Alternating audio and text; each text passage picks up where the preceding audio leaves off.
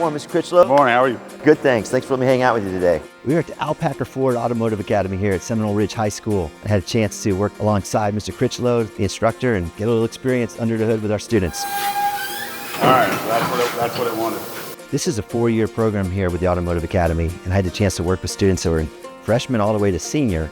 And as they progress, the work gets more complicated. Our big focus, every one of those steps, is there's going to be an industry certification tied to it. That's ASC's entry-level certification that the students will take after we complete each section. Where do you get these cars from? Some of them are donated. Packer Ford donated this car to us. Palm Beach County Fleet has donated some cars. The big thing with ASC accreditation, we're required to have cars less than 10 years old to keep up with the new technology. So the newer cars Alpacker's been able to give us so that we have new technology, so they're not working on stuff that's already obsolete. The students here are getting hands-on training that's preparing them to go right into the workforce. Many of the students they're doing internships, and that's leading to full-time jobs at graduation. And a lot of the students I spoke with today are really excited about it. One young man has already landed a job as a diesel mechanic with Kenworth, so he's working on tractor-trailer trucks, which is, to me, very impressive at a young age. Oh, excellent.